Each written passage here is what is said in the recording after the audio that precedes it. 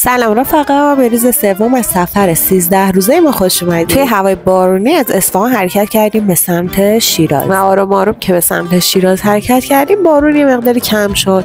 اولین جایی که توی شیراز دیدیم رفتیم پاسارگاد. بعد از دیدن آرامگاه کوروش سوار این قطارهای گردشگری شدیم و رفتیم مجموعه کاخهای کوروش رو ببینیم. خیلی سفر جالبی بود. سوار این قطارها شدیم رفتیم و مجموعه کاخهایی که مال کوروش بوده رو دیدیم و خیلی عظیم و بزرگ بودن. هرچند که خیلی کم از بقایای کاخها باقی مونده بود ولی خب ارزش دیدنش رو داشت. خلاصه بعد از بازدید از پاسارگاد و مجموعه کاخهای کوروش دنبال یه جا بودیم که بریم کمپ کنیم و یه دریاچه‌ای رو پیدا کردیم به اسم دریاچه سد دروزن. وقتی رسیدیم اونجا هوا خیلی تاریک بود. من توی اینترنت یه سرچ زدم و دیدم که انواع اقسام حیونا رو داره. توی این ویدیو هم که می‌بینید من خیلی ترسیدم، سوار ماشین شدم چون گرگ اومده بود. البته صدای گرگ و ما شنیدیم.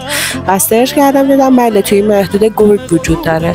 برای همین چون خیلی ترسیده بودم رفتم سوار ماشین شدم و داشتم از خودم ویدیو میگرفتم شاید این ویدیو آخر باشه، ولی خب هرچی نور انداختیم گرگا رو ندیدیم و فقط یه دسته شغال دیدیم و فکر میکنم که صداشون رو اشتباه تشخیص داده بود. با اینکه حسابی ترسیده بودیم ولی خب توی چادر سقفی خوابیدیم و میدونستیم که گرگ نمیتونه تا اون بالا بیاد و صبح که بیدار شدیم با همچین منظره خیلی زیبایی مواجه شدیم. برای دیدن ادامه سفرمون حتما سابسکرایب کن. اگه قسمت‌های قبلی سفرمون هم ندیدی حتما ببین.